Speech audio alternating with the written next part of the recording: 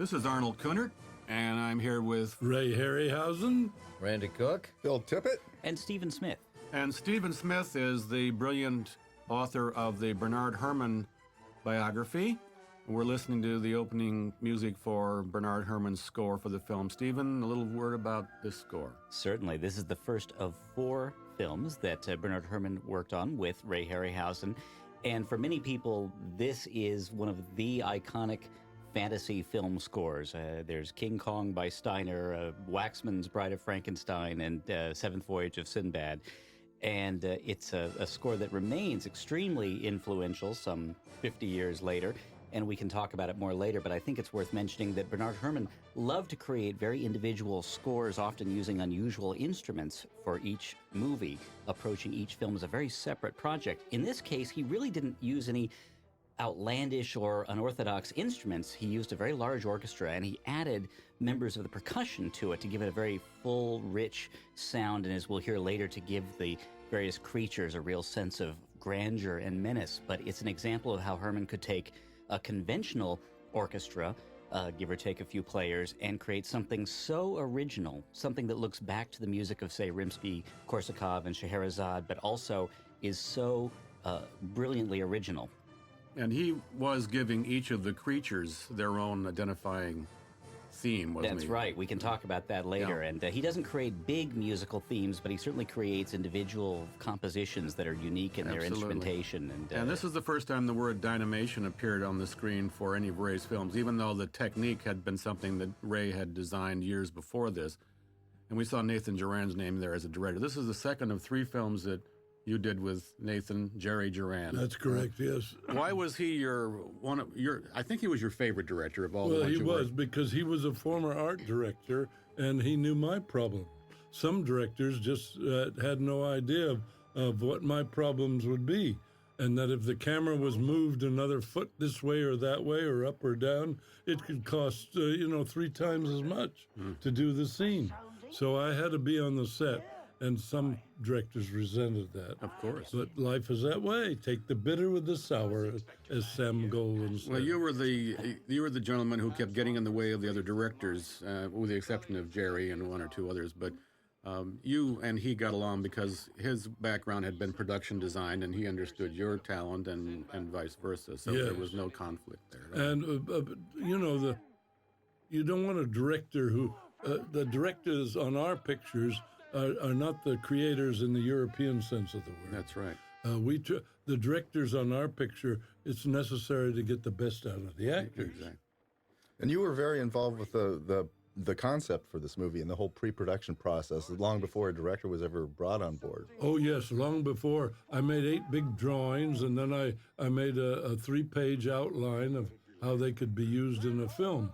I took them all over Hollywood, and nobody was interested. And they said, costume pictures are dead. Howard Hughes had just made Son of Sinbad, and it laid an egg because it was not a very good picture. And that was 3 years before this film was even made, so you couldn't even get this off the ground in 1955 or 56. No, they said because costume films were dead. Mm-hmm. And I couldn't believe that. I took it to Edward Small, who later made Jack the Giant Killer. Dare we say that title? It's embarrassing. It is, yes.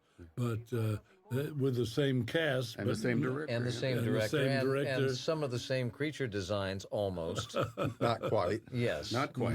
But I couldn't get past the secretary when I took my drawings to him. But did you also come up with an outline or any rough story?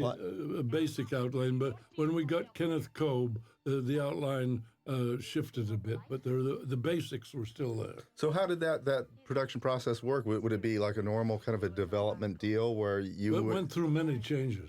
So initially the Columbia would put up a little bit of money for a writer, and that would be the sole person working on the script? That based on my drawings. That helped sell the idea to Columbia when Charles showed them the drawings. And because these are basically visual pictures, and the drawings make it, people can understand drawings much easier than if they take the time to read a script. Now go ahead. Don. So were you involved with many of the revisions of the script as Kolb was writing it to make sure that it... Well, he would write 10 pages, and Charles and I and Kolb would get together and make changes on it and design has suggestions, and then he would rewrite them, and the picture was developed that way. Seeing this film at age 7 when this came out, nothing like this had ever been made.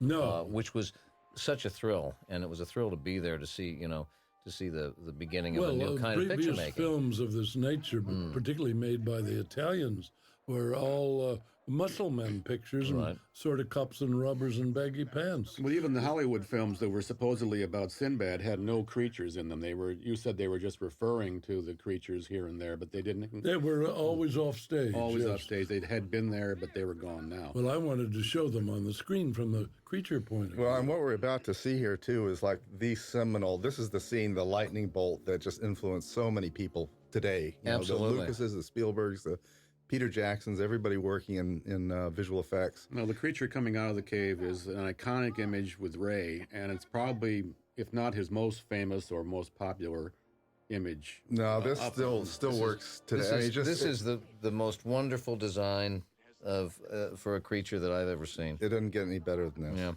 We were in San Rafael, Phil, and It went through many changes like a butterfly, First he had 2 horns, then he had 1 eye, and then he had 2 eyes.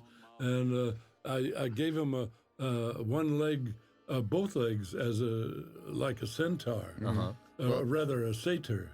Well, I must say you knew when to stop because it's ideal. And when he appears, even though the advertising art had shown the image, when he appears, as you're just about to hear, it's an astonishing image. Well, and again, creatures had been portrayed in films by men in costumes, but humanoid creatures had never been done, save for, at least I don't believe, in Western movies, had been done in stop motion, except for, Kong. And dinosaurs and gorillas, basically, was the province of stop motion. Yes, that's why I gave him the satyr's legs, because I didn't want anybody to think there was a man in a costume. There were undoubtedly people who still did. I'm afraid at that time that people who were not knowledgeable about stop motion, they probably still figured it was a very clever costume. Well, a man couldn't bend his legs the way of the satyr. No. Yeah. But you remember what happened with Golden Voyage. Someone thought that the Kali creature was a man in a costume. So that was years ago. But all this that's going on at once, mysterious magician, genie coming out of a magic lamp, a creature the likes of which you've never seen before, wonderful Easter Island type art direction. I mean, this is, and the great score going on, and Torrin Thatcher, the whole thing is it was just hitting us kids when this thing came out with one punch after another. The location photography, everything about it was so new, and it's almost hard to imagine now in a day when everybody is making Ray Harryhausen pictures. But or trying to. But this was just an amazing, as Phil says, seminal nothing like picture. it had been put Ever. on the screen. No, nothing at all. And The closest thing would have been The Thief of Baghdad that Korda made. Right. and that was almost 20 years earlier. Yes. This was your first feature-length color film. You had shot in color with your fairy tales and a little bit from Animal World, but this was your first feature-length film, so it must have been quite a thrill, as well as probably a little bit scary for you to shoot this. Wasn't it? Well, it wasn't. Wasn't scary? It's just I knew it would take time. And more we were time, on huh? very tight budgets, and I was afraid, we're going to have this is going to take twice as long because you have to send the rushes back to the laboratory because they're in color, and I couldn't develop color in my darkroom. This beach is located where, Ray? This beach is up near Sagaro, near San Feliu in Spain. On the coast of Spain. On the coast of Brava, yes. Do you recall the creation of the Cyclops voice? That's one of the great things about his character is this really, signature roar that he's got that doesn't feel like a man or a lion or... Yes, no, I don't recall that. The sound effect department put that in. But the sound effects on your pictures were almost always, top notch too, and it's not often. Well, they submit 2 or 3 versions of sound effects, and then we pick out the ones we feel would be most appropriate. The Cyclops voice Cyclops really scream. fits. Yeah. Oh, it's great, Yeah. isn't it? I had an audio tape that I made of this off TV when I was a boy, and Me too. played it back. And played it back. We didn't have pictures, so we had to do sound. I know, but I played it till the ferrous oxide was covering my floor. But but I played it back at the wrong speed once, and it just sounded like somebody screaming. But Really? yeah, we're mic'd too close to do it now. But that sounds like play it back faster and see what it sounds like. But it's perfect. We were so grateful to get Torrin Thatcher because he knew just how much to go over the top. And, this is a fairy tale, a fantasy, and you need somebody who knows just where to stop, and he knew that. And he was a very well-respected actor from England. From yes. England. Stephen, Bernard Herrmann was actually brought to this project by Charles Schneer, who had, well, you explain how this all came about. That's right. Charles Schneer apparently had a very good memory when it came to Bernard Herrmann, because Herrmann had gotten his start really as a composer at CBS in the 1930s. He worked on a number of programs. He scored Orson Welles' Mercury Theater on the Air series that really launched them both on their Hollywood careers. But Herrmann had also written music in 1937 for a series called the Columbia Workshop, and it was a wonderfully experimental program. And every week it was different. It was really an anthology series that would be dramatizing poetry or unusual stories. And Herrmann pretty much had carte blanche to use the musicians and create whatever kind of music he wanted. And this was really one of his first forays into fantasy composing in a way. He later said he learned how to be a film composer or a composer in film by scoring hundreds, if not thousands, of radio programs. Well, Charles Schneer was a great fan of that program, the Columbia Workshop. And some 20 years later, exactly 20 years later, in fact, he approached Herrmann about working on this film.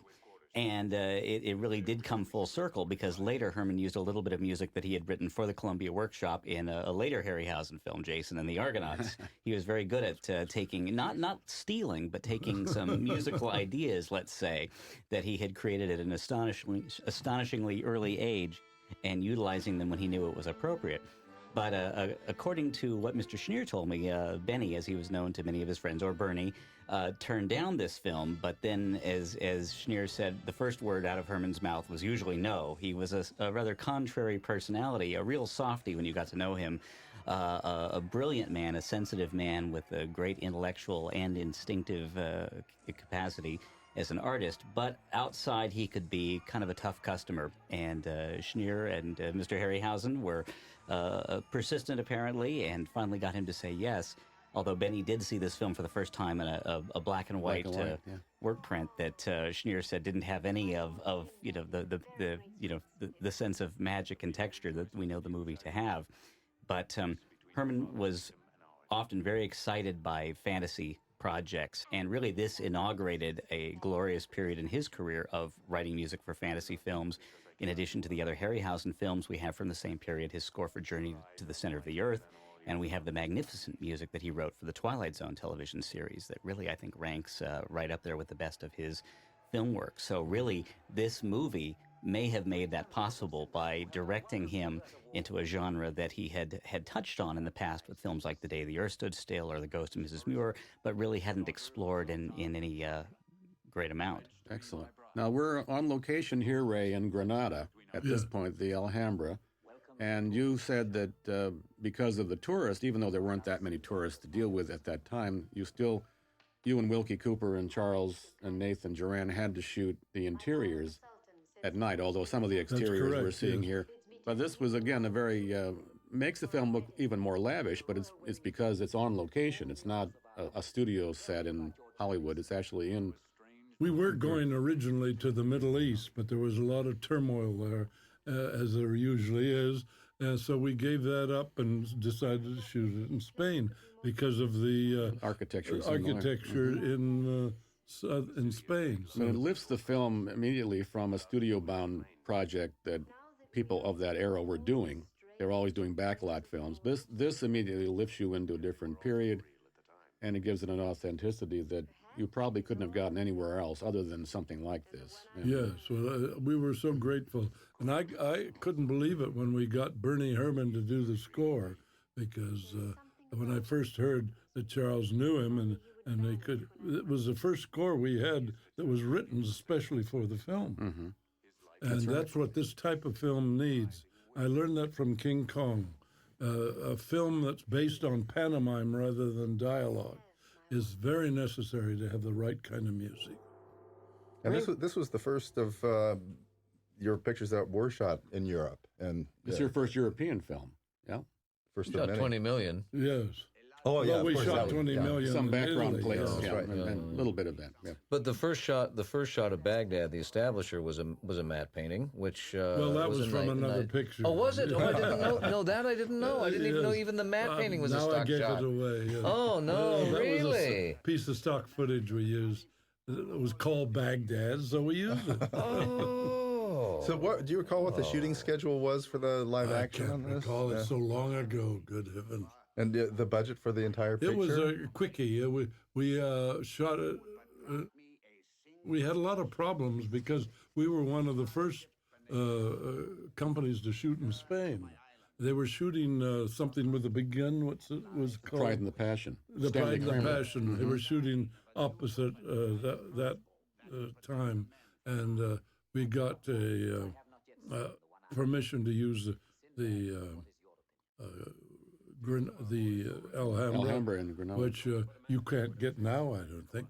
No, we visited the Alhambra, but you can't. I don't think you can shoot I a don't film think they anywhere will near. shoot because another crew damaged some of the walls. I heard and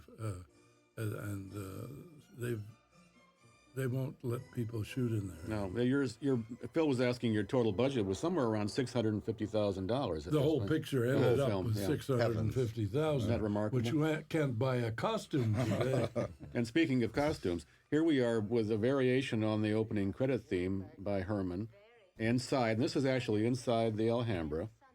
Wilkie Cooper shot this in the night, at night after the tourists had left, I'm assuming. So all this is real. This is not a studio. Well, we were fortunate to be able to get the costumes from a picture that was never made at Columbia. And these costumes were made for a Rita Hayworth picture, and it was never made. So we were able to use the costume. Well, we should be grateful to Rita for that. But beautiful costumes, and it perfectly matches the background Yes. setting. Beautiful.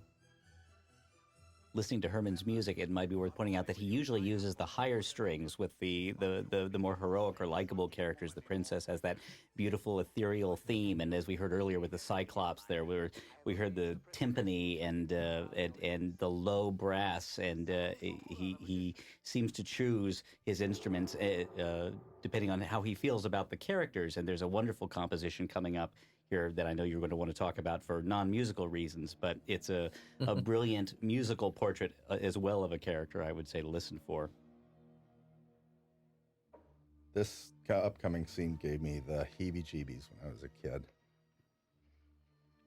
Anything with snakes is tending to give people the... Well, it was the blue four-armed woman. that The did it. four-arm woman, the snakes not so much, but the four-arm woman might have done it. It's funny. I always reacted to monsters of Ray's monsters. Just they never creeped me out. They always were just so thrillingly unusual that I got very, very worked up. You know, I got real just thrilled by them. You know, I was never scared by any of your creatures. Well, I but hope there's that's something in not a here bad- that's coming up that really weirds Oh, me I- out. oh, and I that's understand. Cutting away to the close-up of the Yeah. live actor's Yeah. face. Yeah. And the juxtaposition of the stop-motion character cutting with the live actor is She doesn't something seem unsettling She about doesn't it. seem to be not enjoying it. Let's put it that way. Well, that's a very clear background plate, and the foreground is the animation, of course, but beautiful, matching. Ray, when you were assembling the entire movie over the period of time that it took to do the visual effects work, how would these shots be represented in the cut? Did you have the background plate as you were going to be adding the visual effect, or just I a slug? storyboarded the whole sequence, so we knew just where the background plates were necessary. So we would shoot those last after the actors were taken care But of. in the actual assembly of the cut, as you're building Yes. replacing shots with your shots, Did you just have black slug, or would you have a print of the empty background plate without You'd the have monster? a cut of the empty background plate, yes, if I remember correctly. Now, this is what you were talking about, Phil, where the tail of the Yes, when snake she was creature. when she was happy dancing. Yes, That's what bothered she's me. yeah, she In a good seems a way. little happy here too. She's happy that's over, yeah. Well, it isn't everybody that can be Yes. turned into a snake woman. But see, that's a magic that I think is very important in a picture of this nature.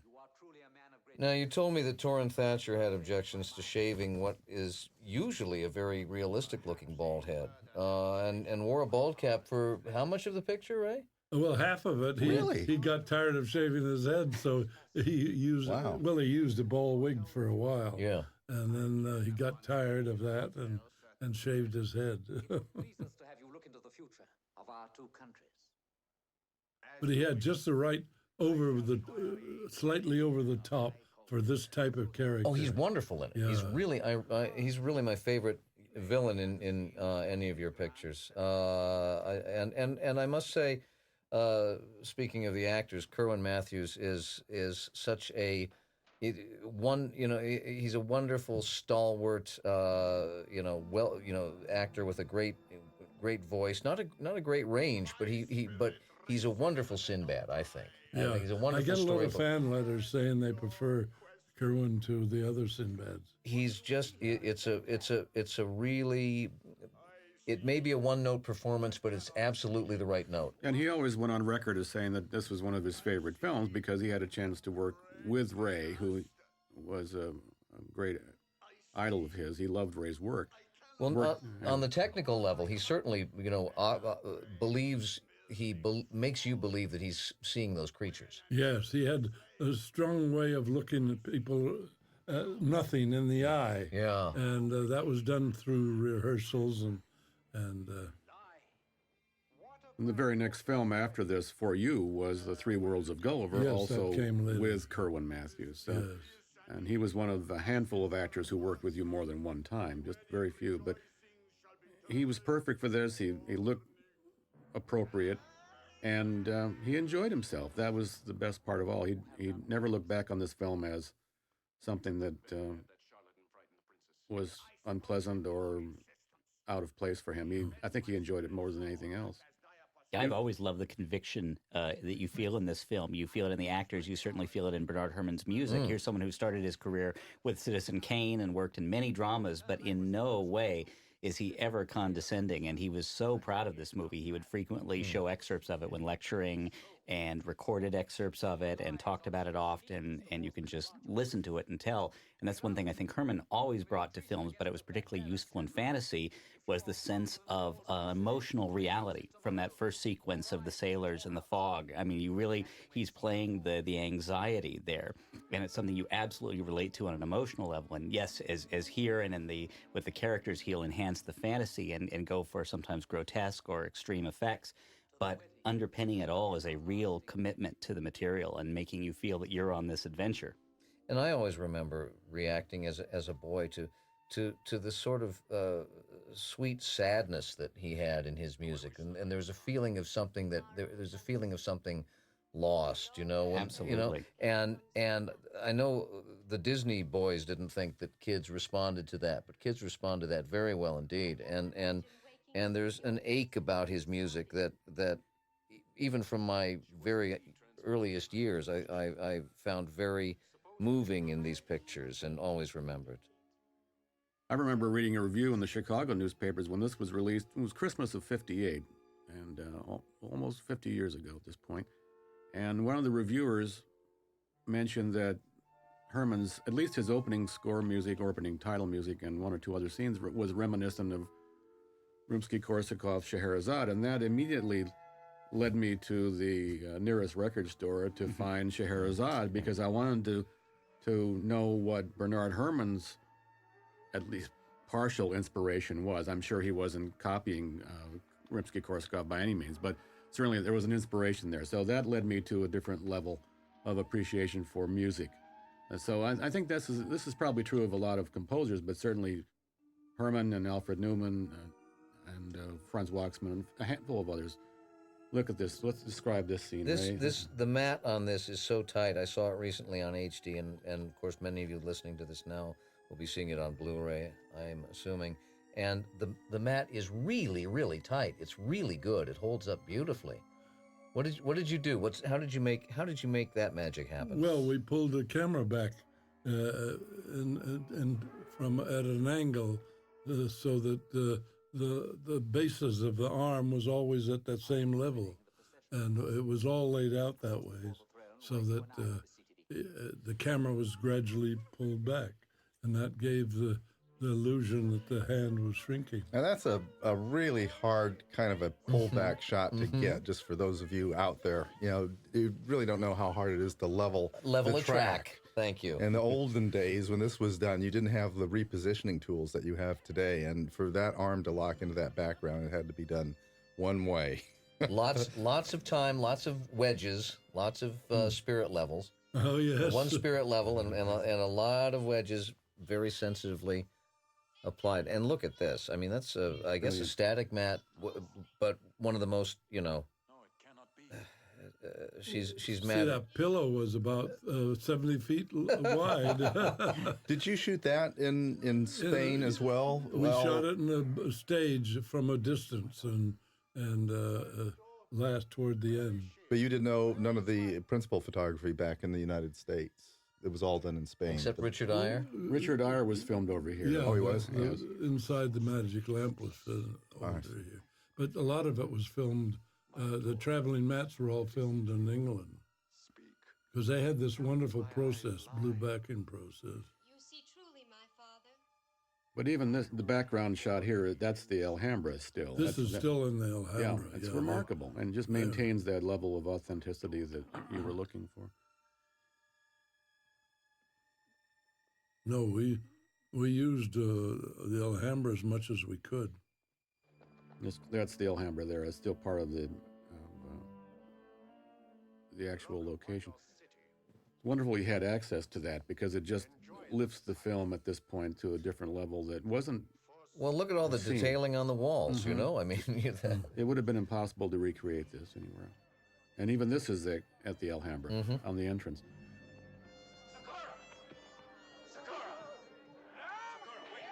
It's interesting that you had never met Richard Eyre until a few years ago. No, I didn't. After he'd grown up. Played the genie. Played the genie.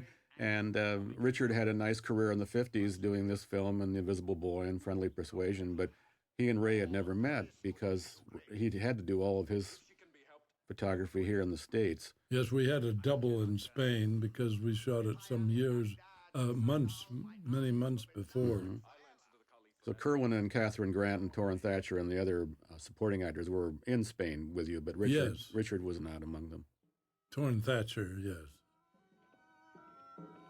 Tell us quickly what must be done.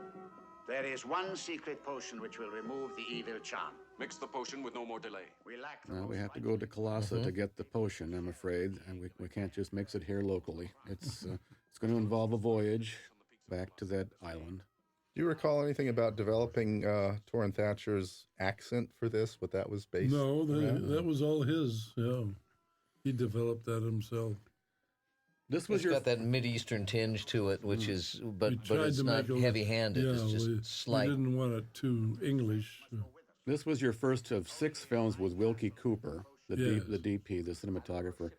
And obviously you got along well with Wilkie because he understood what you were looking for. And when we get to the Colossa Caves, his lighting on those was Yes, because he knew how the lighting would deteriorate, and he balanced for that. Beautiful. When we projected it. So the background plates for the visual effects work that you did were shot differently with a little bit hotter or? Some of them were specially developed. For example, when we went to Mallorca, he dropped the light, the net broke that was carrying the lights, so he lost 2 or 3 lights that were very important. So he had to light the cage with under lighting, and then he asked them to overdevelop it in the lab to compensate for it. The Caliph of Baghdad has offered you full pardon. He offers us a choice of 2 kinds of death. Our favorite big Big Dumb Lenny Golar, who has one line over and over, which is "That's right." That's right. Everybody loves Golar. His wife was the lady that took care of the costumes. He'll spit in the Cyclops' eye first. That's right. There you go. Now, many of these actors here are Spanish actors, and their dialogue is being Except for Danny Green, Luke. who's the Danny pirate Green. leader, who's a great great British supporting player. From Unfortunately, the Lady Killers, among others. That's right. we had to use different stock shots of the long shots of the ship because we couldn't afford a tank shot. But but in never having a tank shot in here, you've got it's all real, which is Well, from stock shot or not, it's all natural ocean, Yeah. or apparently so. There are rich prizes plying the coastal. Now, were scenes on the ship shot in Barcelona Harbor? Is that where you Yes, did it most was of these? anchored in Barcelona Anchored in Harbor. Barcelona. We took it out the first day and almost capsized, so they wouldn't take it out after that. We had to shoot everything in the harbor. So Nathan Duran would put the ship or the set on a gimbal and make it look like the ship was tilting back and forth. This was all on a Certain- gimbal. Well, there's that theme, and there's some very nice, staging. Your eye lines. I mean, this again would probably seem simple to people now, but for him to look in the right place, and for her to walk around the table and twirl around, and him to be following her, all in one long take, is is really quite. You take it for granted watching it, but it's quite an achievement. That's. And this is one of Bernard Herrmann's more beautiful themes from the film. It's Yes. dedicated to Catherine Grant's character. And as with Herrmann, it's half the theme and half the orchestration. And Herrmann always insisted on doing his own orchestrations, that is, choosing what instrument would be playing what part, which can be extremely elaborate and time-consuming when you think about all the parts in the orchestra.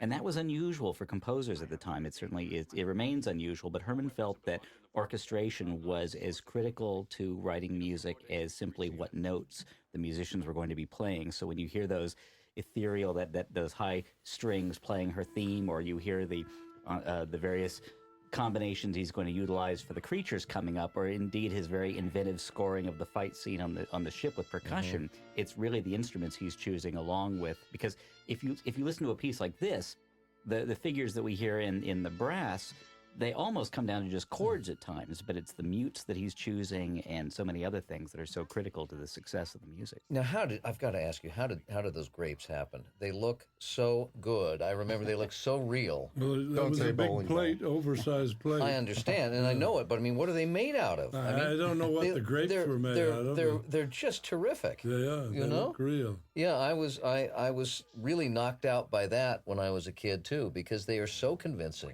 I'm And glad you didn't say bowling balls. no, that would have been. she'd have a big bandage on her toe if they'd been bowling balls. I think. Was all the outsized prop material designed by the Spanish designers, or was that something done in Hollywood? No, and that shipped was over? done in Hollywood. Done in Hollywood.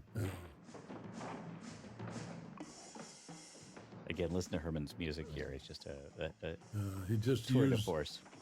drums. This is among his most lively scores, isn't it, Steve? Yes, and Yeah. it's interesting. The longer he wrote film scores, the simpler his devices often become. And I don't mean that in a negative way, but I mean he realized that he could score very successfully by not writing a lot of busy music necessarily. He did when he needed to for a score, but you'll often hear slow-moving chords or repeated figures, so-called ostinatos, happening for a suspense device. But here he writes a score that, although extremely different from what an Erich Wolfgang Korngold would have done or a Max Steiner, is just as valid in its excitement. And again, he's really putting you inside the drama. He said that the first and most important thing that a composer in film should do is put you inside the drama and make the experience one between the audience and what the filmmaker intended. And that's certainly what he does in this film. Ray, what are some of your memories of Bernard Herrmann as a person? Oh, well, he was I couldn't be more pleased when he came on the picture. We were a little worried at first because when he first came in to see the rushes, Charles and I thought he had the reputation if he doesn't like something, he'd say, "Why do you show me this hogwash?" You know, and he used stronger words than that. But so we were a little worried, but the picture was so incomplete when we showed it to him that, we had enough in it that it titillated his musical sense, and he consented to do it. Had you designed your creatures by that point? Or Some of them were in, and some were just a pole.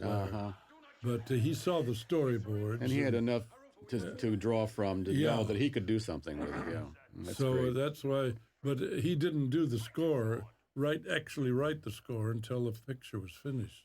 I suppose he preferred that, didn't he, Steve? He didn't want to get in the middle of a film and try to do something, or was he working back and forth? With Hitchcock, he was working on films from the very beginning, and similarly with Wells, because they had such a long history that he was involved. Yeah. But at other times, I mean, and probably more often than not, he saw a film that was essentially finished, and he liked that too, because of course he could see what was there and respond to that. Yeah. So Ray, on all 4 of the films that you did with Benny, he waited until the films were completely edited and ready to be scored before he came on? That was the best way, because it goes through many changes, and things are cut out, and you have to bridge them, and so sometimes they have to write on the spot. Mm-hmm. Does anybody do that today? Or is that a lost art? Oh, save us, magician. Save us. Well, I don't think Herman could work in film today, because so many people would be weighing in on the music. He would have just done what he sometimes did in those days, which is simply walk out of a room, and people would think that he'd gone to get some water or use the restroom. He just left because he didn't like what he was hearing. So he was done. If a meeting wasn't going the way he wanted on something, he was done. No, I can't imagine him working in today's environment. I think, sadly, he passed away many years ago in the 70s after working on Taxi Driver. But I can't imagine him working in today's environment. There's so many people who would have to have an opinion, and I couldn't imagine him agreeing with any of them. Well, fortunately, our budgets were low enough that nobody interfered with them. That's right. The studio pretty much left you alone then to do your work. Yes, we did, and we did it away from the studio. I always had my special effects stage in a store miles away from the studio. Where was the Sinbad one set up, Ray? The post-production stage. Where were you? When you made this picture? Where did you set up shop? It's You don't so remember long exactly? ago. Okay. I think it was right close to my house. Yeah. And I had a store I rented, an old market that had been defunct, and I needed plenty of room for the throw of the projector. A long throw for the projector. So when you went to Europe, though, when you began staying in Europe with Gulliver, you would work inside a small area of a soundstage at Shepperton or Pinewood? Sometimes, yes. So you wouldn't have to rent a place or once in a while? No, I worked in the studio because I wasn't interfered with there. Right. But the unions were very strong, and I didn't want to get involved with that. But the studios didn't demand seeing assemblies of the shots or the pictures or weigh in on Cyclops designs or. We were never interfered with. We did what we thought, and that was it.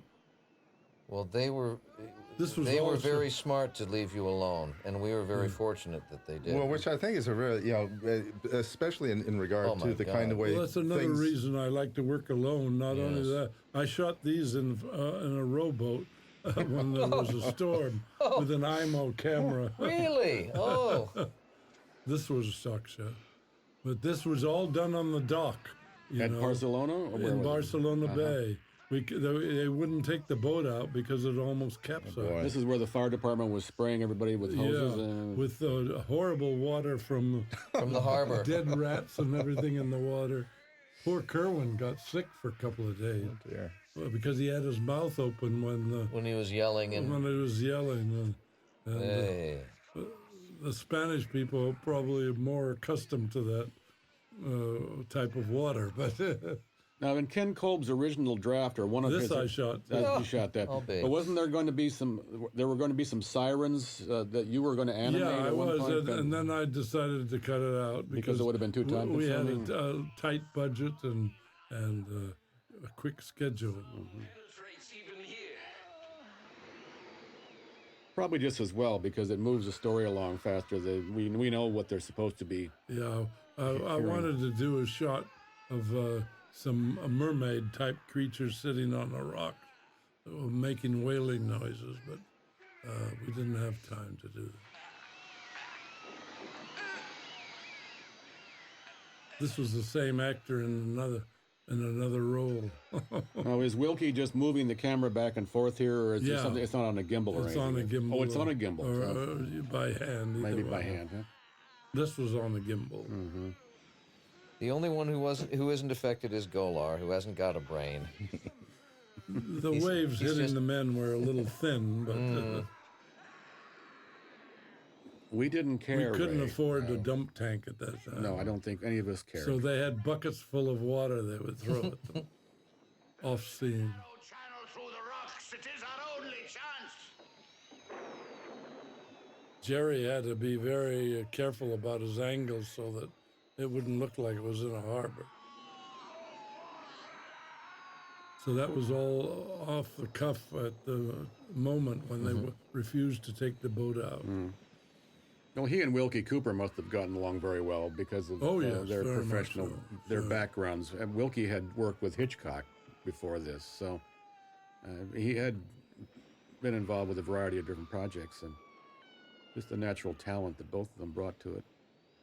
Well, you got a lot of mileage out of that rowboat. Tell ya. I don't know why I didn't get sick in that boat. I was with an IMO.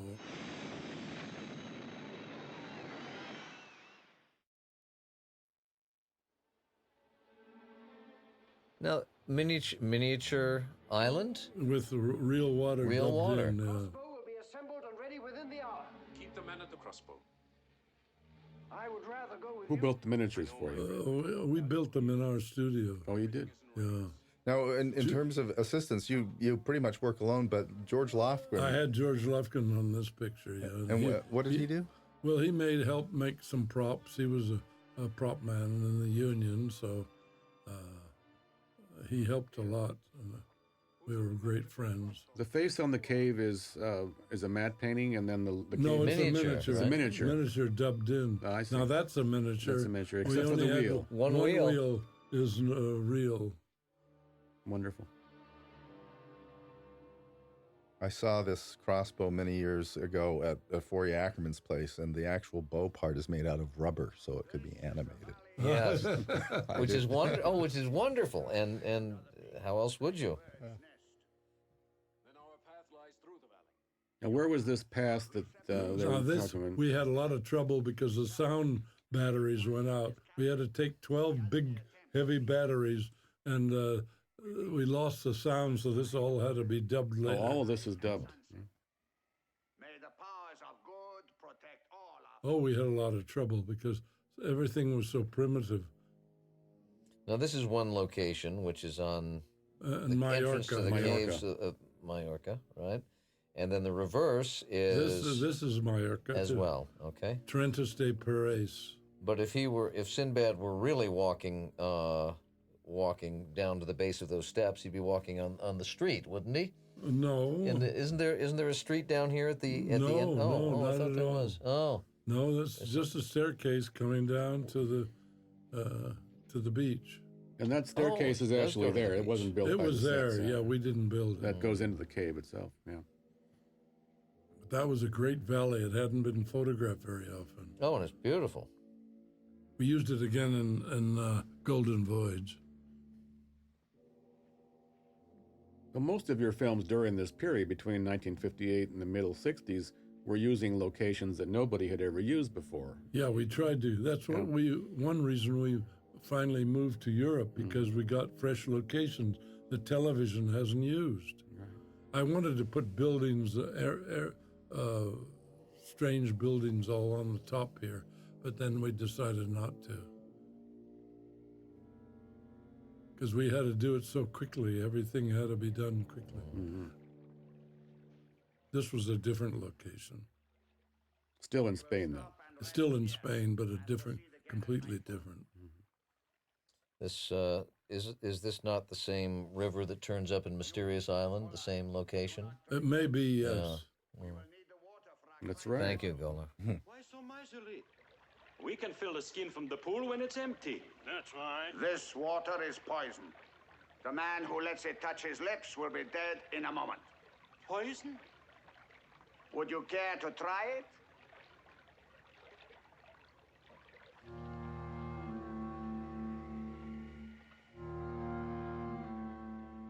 One of Herman's favorite sounds, low woodwinds and then brass and percussion.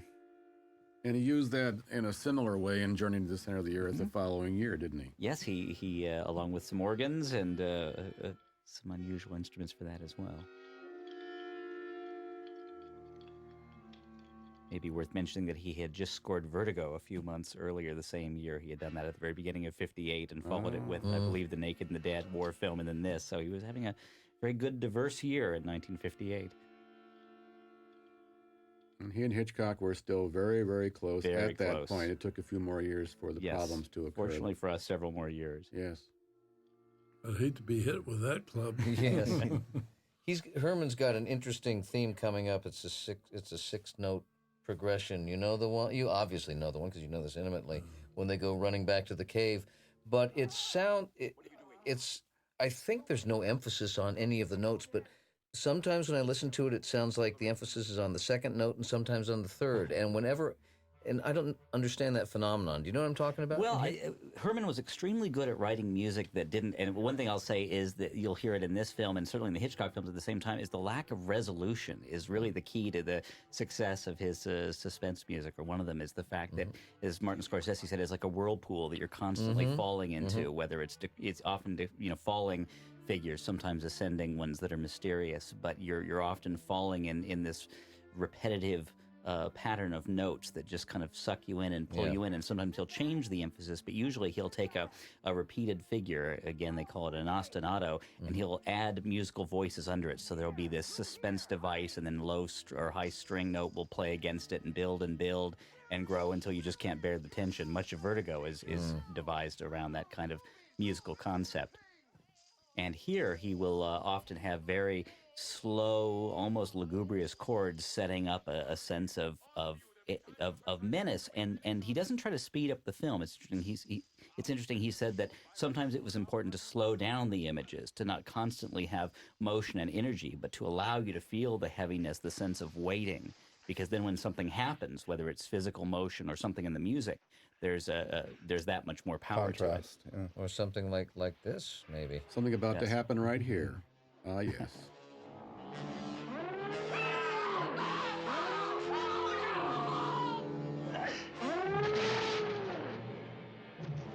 This is one of those moments where we should be, Mr. Tippet and myself should be peppering Ray with questions, and we're just both sitting here like kids with our mouths hanging It's open, too just fun to amazed. watch. It is too fun to watch.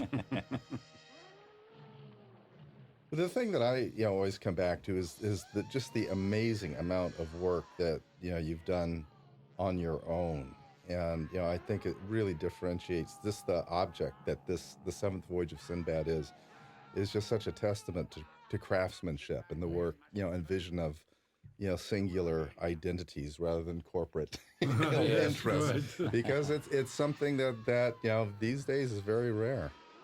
It's just amazing work. To the studio's credit, Columbia Pictures used Ray's pre-production art for this to promote the film. 6 months before it was released, they put, every month or so, they would put in one of his pieces of artwork, whether it was a Cyclops, which didn't look like this Cyclops, but it was Ray's original pre-production piece. So for 6 months, from about June to December of '58, every month there would be, in one of the trade papers, not in the newspapers, but in one of the local trade papers in Hollywood, something announcing a Christmas release of 7th Voyage of Sinbad, and just the image that Ray had designed, whether it's the dragon or the Cyclops. A remarkable use of the artist's work. Wasn't the media, wasn't the marketing people at Columbia, it was actually Ray's artwork. But they had enough faith in this project, even then, 6 months before it was released, to announce it to the public. Now that was very unusual for its time, and still is to a certain extent. You don't see a lot of advertising art from people involved with big productions that are used to sell a film before it's released. Sometimes afterwards you see magazines like Cinefex will include things, but quite a remarkable change of pace for that era. And then everything was promoted for Christmas. It was a Christmas release, Parade magazine had a full-page ad in color for this. It was quite a remarkable time for all of us when we were looking forward to this movie. My goodness. No, I did a little bit of homework and screened a DVD copy of this with a little clicker device to count the number of shots that you did, and it's somewhere in the neighborhood of 200 something. But one of the things that's very apparent about how you are able to generate so much work, you're very careful about how you reuse setups and will stay on a setup, but you never get a feeling that it's being milked at all. It just has, each shot and setup has its own magical quality that really allows for a huge amount of volume. Well, a lot of these shots were continuous shots, and then the film editor cut them in to put close-ups in here and there. So that made it simpler. I would finish a shot in a day, and then they would cut it up into maybe 4 or 5 shots. 5 shots a day is not a bad average. No. Sometimes I'd get 30 feet, sometimes only 18 frames. Well, I think it's interesting, too, that, to point out that if that's the way that you're approaching a performance, and while a stop-motion animator is on a stage doing the animation, it is actually like a dance that you are doing, a performance in an altered time and space. Time-lapse. But the more continuity you have and the more time you go on, you can develop and develop and develop your performance so that it's not just a cut. You're not just going after the cut. And I think that's what makes a lot of Ray's work really resonate. No, I think that's true. And I think that, that is why these multiple cuts don't die, I mean, that they don't suddenly become boresome because, they're... We shot that in England. This was shot in Spain. She is standing on what? On a big rock, she is. Ay, ay, ay. And then I put her on top of the cage. Now, there's a continuity gaffe coming up here that always amused me. You know the one? Yeah. It always had it amuses everybody, apparently. All of these are the first take. And I think that explains the continuity shot that we're about to see that now it gets a laugh. I don't recall laughing when I first saw it, but I think it never struck me as funny at the time. What? It's the opening of the door. Is that the one you're talking about? Yeah, Yes. but the people laugh. I don't see anything funny in it. But well, I think it's just because you give the impression they assume that she goes flying. flying across the ground. Yes. And I can just imagine Nathan Duran looking at this. Oh, I only needed one more shot. One more matte shot. One more cutaway. Of Kerwin coming up behind teeny tiny Catherine. But it's not something any of us cared about when we saw the movie, and I don't think I became aware of it for a long, long time. Not until people didn't laugh at the first time. No, I don't think it. I don't recall anybody even mentioning it in any reviews or any commentary about this. It's just an amusing thing to look back on and wonder what could have been done to save her from flying. Oh, there I think it's more about the caress that Kerwin's getting on the shot. It needed one more shot there.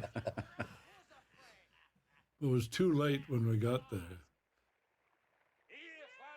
Well, if that's the only thing we find that's slightly wrong, I mean, that's not bad, really.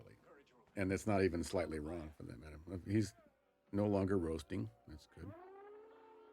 And let's get drunk and you, attack a Cyclops. How do you have courage when you're being roasted alive?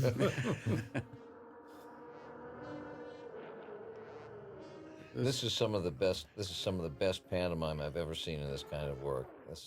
Look at the composite here. This is just gorgeous work. It's gorgeous, and what the Cyclops is doing. Trying to reach behind his back to grab that spear. Oh, my God.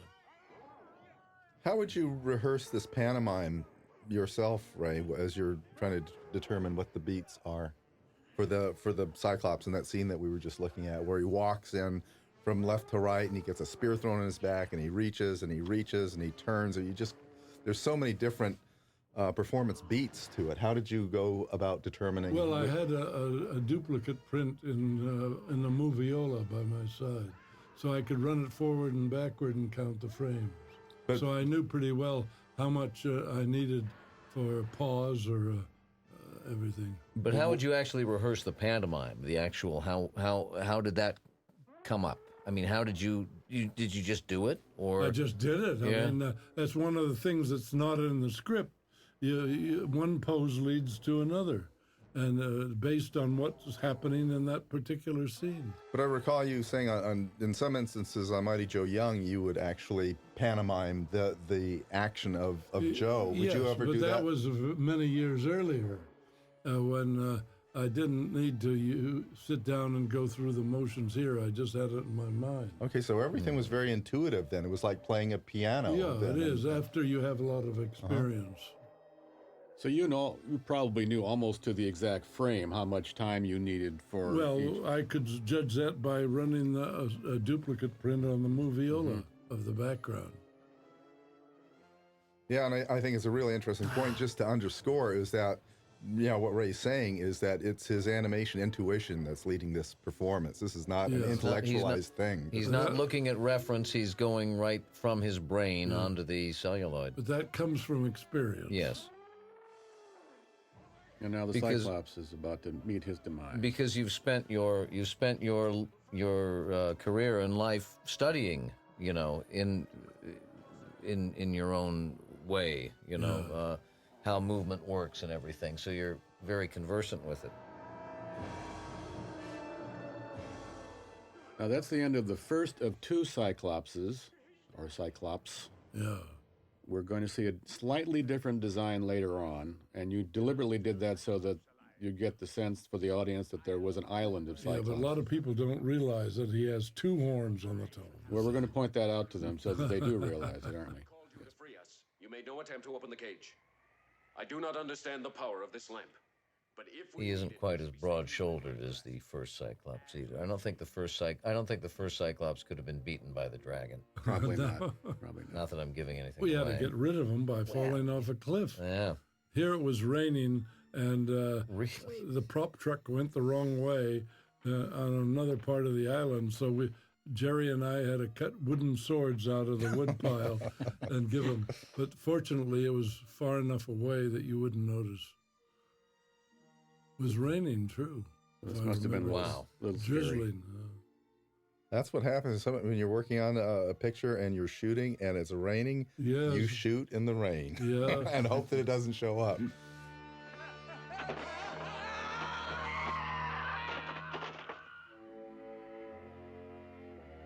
Poor Rahan. Allah knows many ways of dealing with hungry men. Let's throw his sword down for him so he'll have that later. Watching that, I was thinking how different the score would be if, say, a Max Steiner or Korngold had done it. We really would have caught the falling body and even probably the sword. But Herman really didn't do anything where he's hitting the action. He gives you an impression more. It was his preference to give you a general mood and a feeling. So in Steiner's case, in his early years particularly, if someone was walking, step, Exactly. step, step, step, you would hear the music, step, step, Yes. step. Whereas Herman was, did you just oppose that from an intellectual point of view, or was it just something he'd never thought about doing? Or? Well, he certainly was aware of it as a technique, but I think just had a preference for capturing mood and atmosphere. I mean, he'll catch action, certainly, when things happen, but he's very careful about when he does it. Never worked to click tracks. Well, he preferred not to, and sometimes he liked to show people that he could do it without it. He was offered the chance. I know A at lot Fox of where he people worked made often. fun of Steiner's that type of music, but it worked in many cases. Oh, absolutely. But when sure. other people did it, it didn't work out the same way. Well, I think he knew just about how much of it to use and where to stop. That was what was his genius. And here he's taking the suggestion of both their hitting as well as the sound the creature might make to create his musical portrait of the creature. And this is the Baby Rocks theme. What did you make the egg out of? Plaster. It was a plaster shell.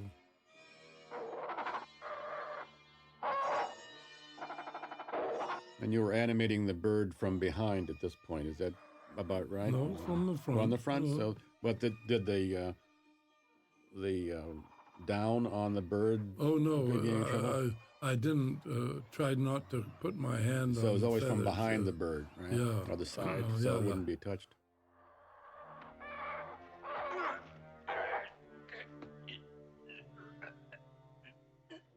Would you be allowed to kill a baby bird today? I don't No. think so. How did you get? And where? I thought you were going to ask where the puppet's down came from. Where? We don't want to bring that up. No, we won't discuss that. Okay, you can leave that to your imaginations, folks. Well, unfortunately, you have to do those things occasionally. Well, there'll be a disclaimer on the DVD. No baby rocks were killed during this production. So no, we'd get persecuted if we did. Was that? Do I recall properly that was how some of the work that Lofgren would do? He was a taxidermist. He was a taxidermist originally. Very clever one too. And on fur, he designed a fur where you could substitute the skin with rubber without losing the fur quality. And that's how the Cyclops' lower legs were created? So you could stretch it over, and that would bend with an armature. And what sort of what sort of fur was the Cyclops' legs? I don't remember. It's so long ago. I just thought some fur I got from a taxidermist shop. Speaking of the Cyclops, you used the armature from your previous creature, the Emir, for the Cyclops armature generally. Didn't you use the basic armature? A lot of it, A lot of it, not all some of it I had to build on. Of course, the tail wasn't reused, but the body itself and some of the arm work. I always use parts and bits, but you can't do it on the whole thing. You have to base it on the anatomy of what works the for new you. Creature. Right, and a couple of tentacles from your octopus. This was shot. This was shot inside the studio. This was Stunt girl, or was that all Catherine That was Grant? a double. Yeah, double. And then behind Kathy was pregnant and didn't want to slide down. Yeah. Now this is all where Richard Eyre appears, and this was done in the U.S. I'm assuming, right, with Richard, Ray. Yeah. This is all where because he wasn't overseas. No, this was done in the studio. She's just adorable. As John Berg once referred to her, she's as Arabian as apple pie. I was a little worried about it because he looked so bucolic. I've never seen a bucolic genie. I was talking about her, but I guess that goes for him too. But because with Richard Eyre and Catherine Grant on the same screen, that's a lot of adorableness to be cramming into one frame, But I didn't mind the kid, as a genie when I was a boy, It was it was good enough for Robert Louis Stevenson in Treasure Island, Sure. It was you can put a boy in a pirate picture. We were a little worried about it first, but I was at least. I would thought of some sort of exotic. You're boy. used to Rex Ingram or something, and big macho genie, but. Well, Richard was already, by this time, he was established. He had done 2 or 3 films that we knew. Desperate Hours and The Invisible Boy, the next film after Forbidden Planet used the Robbie the Robot. But we knew him. We were of that age group. We were aware of him, and he seemed to be fine. Nobody was thinking of authenticity in terms of his appearance. It just looked like he belonged and they're very there. clever with the double voice on him too. It's a great sound. When the big that is small shall again become tall. Was this something that Ken Kolb contributed, Ray? Yes, it was. On the screenplay? It was in the script, and he contributed it. That's nice. I was big and now I'm small. Then you know what it means? I'm not sure, but I'll make you. Nice script and very basic and very, very simple and storybook-like. We got many times we got criticized for making such simple stories, but fairy tales are simple. Yeah, you can't go making complicated psychological things in a picture like this. No, I think you'd lose your audience. Do you recall how long it took to get the final draft of the script? The what? Do you recall how long it took to get the final draft of the script once Kolb started writing? I don't remember. It took quite a while because it went through many changes. Even on the set, we would overnight write some pages in a different color and put them in the script. And Bob Williams had been on this before Ken Kolb got involved. He was on 20 Million. Bob Williams had done a draft. I don't know how complete his draft was, but he submitted a draft, and then you and Charles looked it over and decided you needed something else, and that's when Kolb was brought in, wasn't it? Yes, we tried to, but they do go through changes, you know that. It's about a year's work, I suppose, off and on. By the way, I was going to say that the fairy tale aspect of it was something Herman really related to. He said that the music had to have purity and simplicity. Well, I think that's again a mark of Matthew's performance as well as and Grant's. I mean, and the whole picture I think is suffused with it, isn't it? You know, because it's very earnest and imaginative and really hasn't got a mean bone in its body unless you count all these monsters of Mr. Harryhausen's who are doing some very naughty things.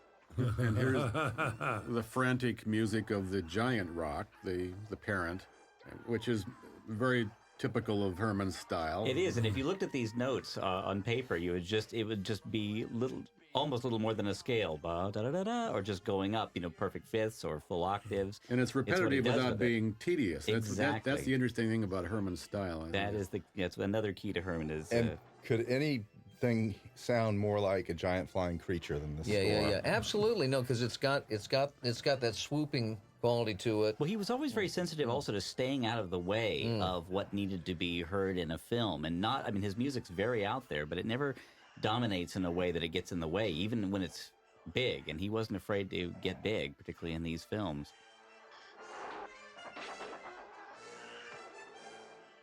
No, it's tragic that when he was on Torn Curtain for that brief time, that he actually created something for that film which should have been in there with the murder of the last Hitchcock movie he did, Hitchcock film.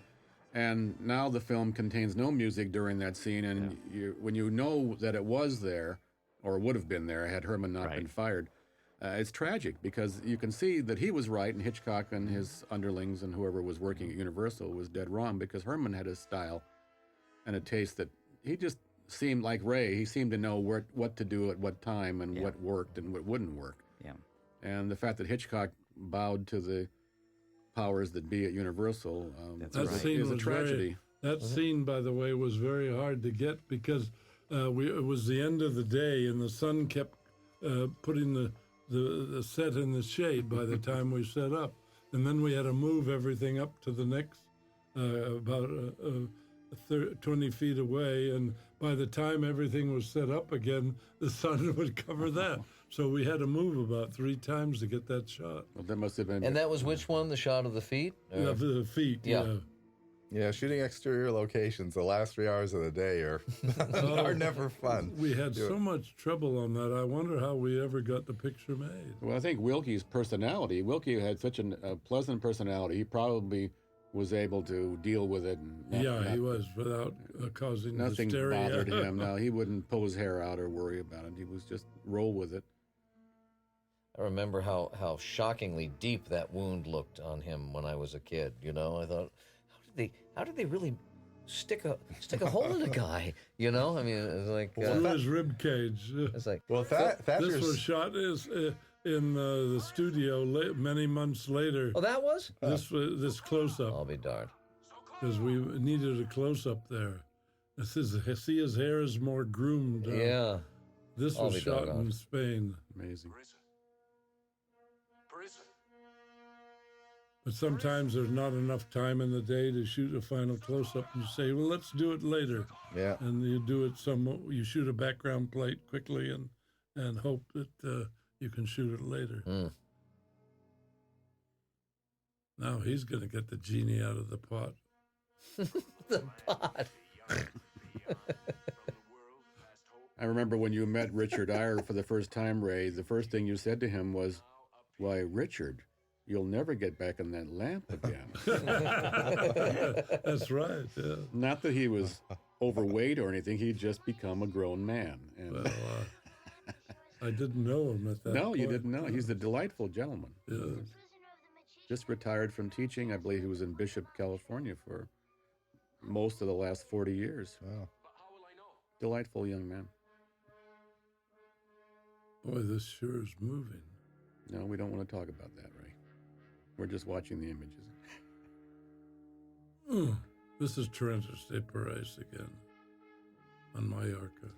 And an actual cave? No, or just it was just a dent in a rock. A dent in the rock, yeah. We pretended it was a cave. Yep. He ran straight into a wall there. Yeah, that's dedication. We didn't hear the thud. We just Wilkie. Kerwin ran in and stopped suddenly. And this is where? This is in Majorca? Mallorca. This is in the caves of Arta. Yeah. This is a set This here. is in the set. Yeah. But Wilkie lit this in a fantasy way, didn't he? He lit Yes. different colored lights. He used Here's gelatins. Here's a dragon coming out. Oh, yes. Beautiful. Go ahead, turn it. Inside the cave, you will find another wheel with which to loose the dragon, so that he may guard the entrance. That was shot in Spain, and the close-up was shot in the studio. So the back of the genie is not really Richard. That's No, someone over that's there. somebody else. Okay. Again, we didn't care at the time. Nobody noticed. And what was the reason for that? Was it he hadn't been cast, or? Well, he hadn't been cast at the time, and they didn't want to bring him over just for a couple of shots. Now, how does now I know it's off screen, Ray, but how does the rope on the windlass attach to the chain on the dragon exactly? On Wrong a question. rotary thing. Oh, up it's a at the rotary. side, Oh, yeah. I see. Behind the wall. I got you. The Framus. I forgot the Framus.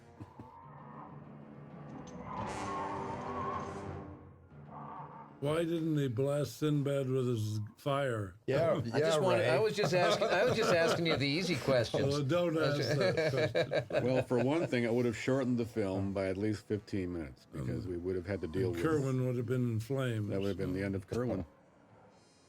Courage, Sinbad. Now, was the dragon armature partially your beast from 20,000 Fathoms, or was that a totally different armature No, by it now? was completely different. Okay. Yeah, completely. He That was built resembles from it. scratch. Uh-huh. Is there anything that remains of these puppets today? Just the head, which is in Berlin, the skull. Of that puppet, but the skeleton is still. The very skeleton much was used with for you. something else. I can't remember what. But the Cyclops and the dragon, the rubber is all disintegrated. A lot of it, yeah. Talos is still whole, but he's got holes. Some of the rubber is deteriorated. This was a set. And especially the interior is quite a nice one. This was You said this was in Sevilla, in a studio in Sevilla. in the Sevilla film studio. Uh-huh. Yeah. I knew I could trust your Sinbad to bring the lamp to And as she did in a great bit of score coming up here that isn't on the album, I don't think, but Kathy Grant playing rather big for the long shots, which I thought was quite nice. You know, We had to otherwise you wouldn't look there. Right. And I as she was doing in the shot on the ship, you know, but it's wonderful for the size, you know, it's wonderful for her size. It's really nice pantomime.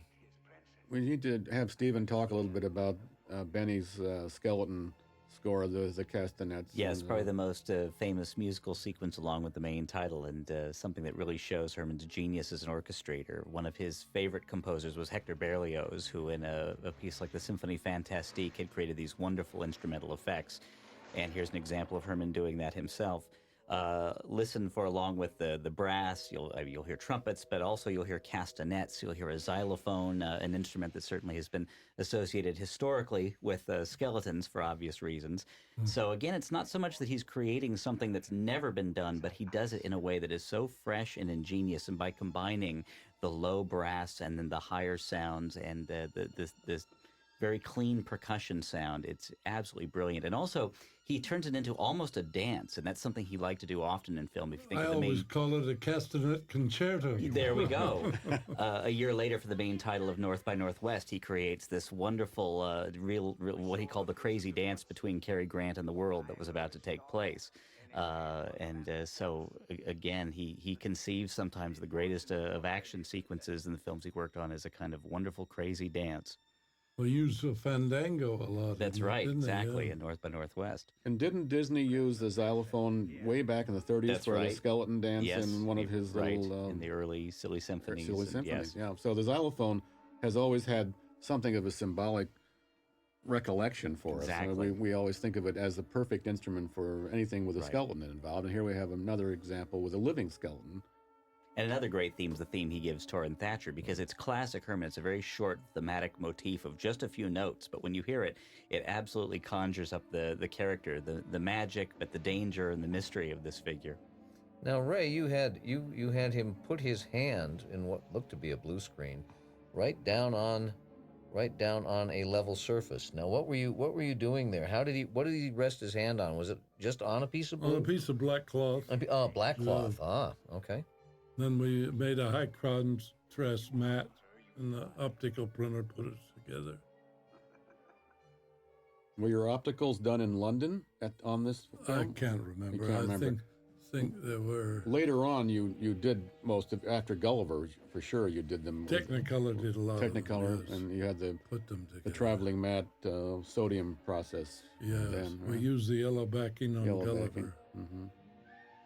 Just want to point out, too, previously as we were coming up on this whole scene, as they were entering into this room, the foreground foreshadowing skeleton that was hung from the ceiling. That's right. We don't know what its purpose was for, other than just being an accoutrement that a magician would have in his place, but soon to works find out well. out. Yes, he will soon be there.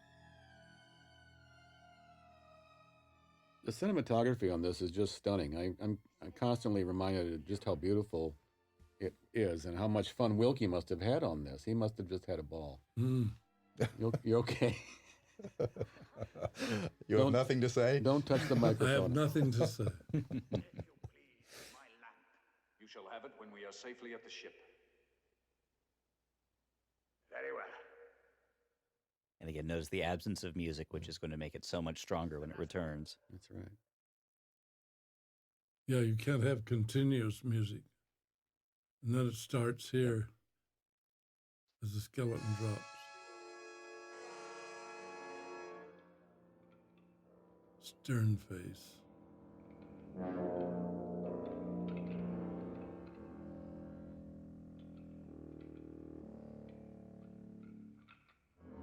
Don't count the ribs of the skeleton. No, it's just that jaw muscles alone are powering this skeleton. Yeah. Yes, they are. We won't be distracted. And the skeleton has the Harryhausen brow. It's frowning. Yeah. It's not It's mean. It's a very it's a mean mean skeleton. It's skeleton. not traditional medical laboratory skeleton. It's actually... Now, he's saying something else besides kill him here, and I don't know what it is. The Well, line's that was been changed. dubbed. No, he said kill him. Did he really? With his Okay. lips closed, more or less. It didn't look like kill him, but we'll have to get someone to slow the disc down. Now, the choreography of this was quite an arranged deal, wasn't it? Yeah, we had Enzo Musumeci. He taught Kerwin how to use the sword. How much time did you spend with Kerwin before you went to the final shoot of a We week or just two? had 3 or 4 rehearsals Only really, though. with Enzo, and then he knew where to do it. And would these be shot as shots about this length for this particular action here to get the right beats, or would you shoot much wider coverage? I would shoot a little more and just use a certain part of it. Now, the music is frantic and wonderful and perfect for this. Exactly, and all the quiet build-up, and then the absence of music. Herman just loved to have a very strong, dramatic, almost shocking effect on a sequence like this, and then just really goes to town. He knows that this is where he comes in, as he once said to a director.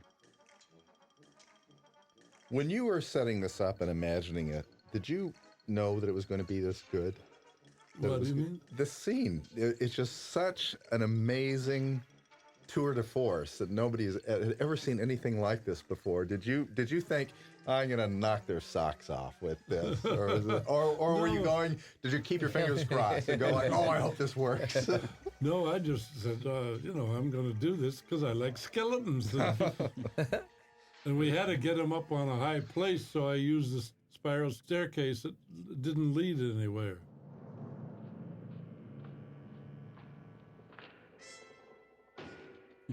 Wonderful.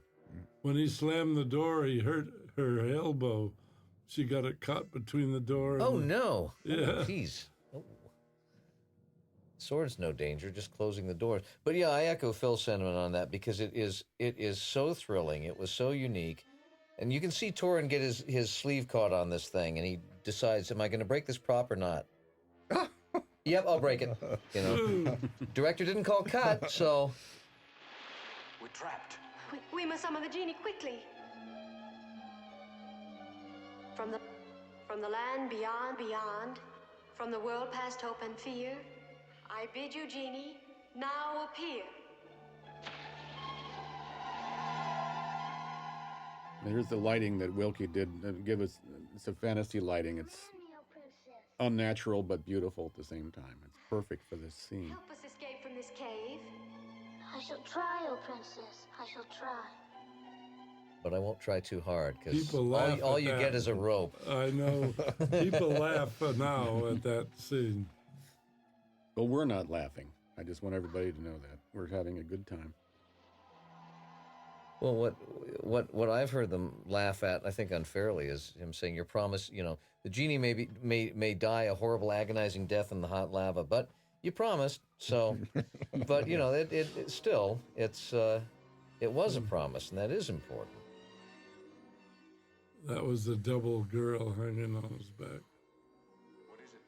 Ray, Bernard Herrmann had about 2 months to write this score. Do you remember when you first heard it and what your reaction was? No, I never heard it until it was actually recorded in Germany. Right, yes, and what an international production. It had to be done in Germany because there was a musician strike in That's America right. at the time. Is that right? But did it surprise you in a way? Were you It thrilled did, but by I it? was tickled with it because I didn't, you don't know what's in a musician's mind. And we didn't hear it until the Russians came back. Which is sort of amazing because nowadays when everything has to be auditioned and endlessly played and sampled and recreated on keyboards. And that's so clever, that falling into the lava, and it was quite Done with simple a for mat. you. Very simple. And a stock shot of lava, Stock shot of lava. and beautifully done. Now, Benny liked to have fun with you when you were talking about certain scenes. In Mysterious Island, you had the Focarokas, the chicken-like dinosaur, and he said, well, I have a perfect piece of music for that. I'm going to play Turkey in the Straw. I know, oh my God. You were worried that might happen, but you trusted Benny, of course. Oh, yes. And sure enough, he didn't do that. He did something completely original and very fun.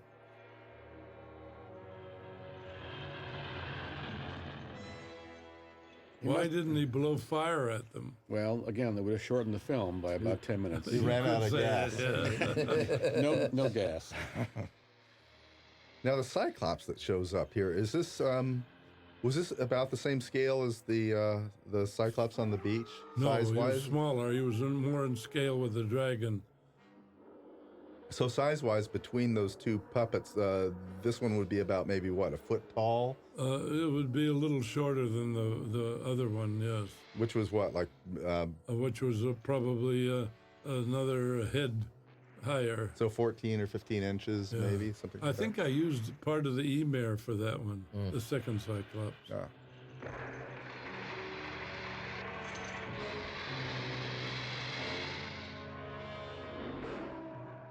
And all of these puppets here, the Cyclopses and the dragons and all, were done with the relatively new foam technology, were they not? With the new what? Foam technology. You sculpted all of the characters in clay and made molds and injected. Yes. And that was a rather new technique at that time. Yes. They were cast so that you could duplicate them. Because as you know, in the original King Kong, he was very different about 4 times. Was it problematic for you working out all of the chemistry, and because it gets very elaborate making the rubber puppets?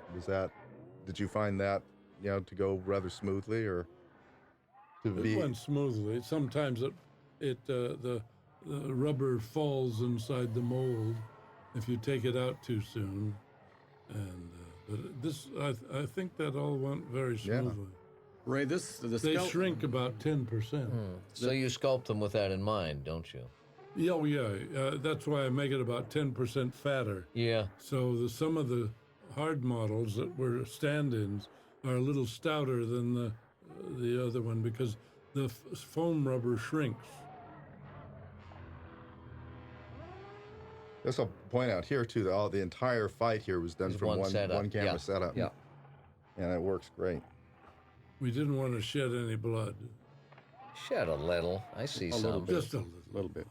Ray, your skeleton fight with Kerwin and the skeleton was the very first time that you had done a contact fight between a human being or a living creature and one of your puppets. That needed perfect synchronization. Was that particularly daunting for you, or were you just did you have it all figured just had a duplicate print in the moviola and counted frames. Just had to work from that. It wasn't any more difficult than anything else. It was just new. It just took more time because I had to go refer to the moviola and count the frames. I see. And I did that while I was doing it. Take the princess to the longboat, quickly. Yes, Captain. Come on, princess. But that skeleton scene took you 3 months. You said, and I think it's in your book somewhere, that it took you 3 months to animate that one scene between Kerwin and skeleton. I don't remember how long that one, but the other one took 4.5 months. The one with Jason. the 7 skeletons. Well, yes, and understandably, Jason. yes. But this was a little miniature crossbow.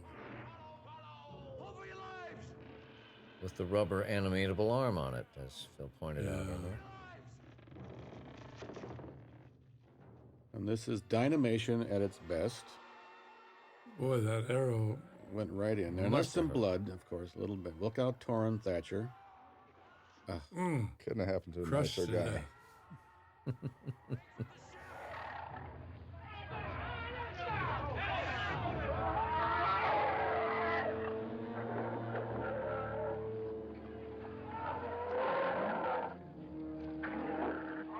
This dragon's death is sad. It is. Most of Ray's creatures die sadly, don't they? Yeah, I try to give a little sympathy with the death throes. What was it Eugene Laurier said about your creatures? The beast from 20,000. He said he died like a solo in an opera. This is a different ship altogether. Well, we didn't notice, and we didn't care. You didn't at the time, but now you do. But now that you pointed it out. There's a wonderful Herman quote where he said about this movie, "I feel I was able to envelop the entire movie in a shroud of mystical innocence." Wonderful. And I just wanted to say thank you for bringing us, putting that shroud of mystical innocence around all of us as we grew up watching and loving this movie. Marvelous. How mystical can innocence be? Well, if Benny Herman said it, I'm going to go along with him. Absolutely. Well, we're nearing the end of the beautiful 7th Voyage of Sinbad. On its 50th anniversary, it's hard to believe it's been 50 years since we all saw this film, but I want to thank Stephen Smith for your wonderful comments about Benny Herman, one of our favorite composers, and Phil Tippett, Randy Cook, both of whom were heavily influenced by this, along with thousands of other people. Damaged, I would say. Damaged and somehow 50 years later are only 20 years older. Only 20 years older. It's shocking, but it's magic. We're all in the same room with Ray Harryhausen, the master of magic and a legend, a living legend, as you like to. I hope I'm alive. Of course. Well, we'll all confirm that. Yes. Thanks so much for this film, Ray. This is really...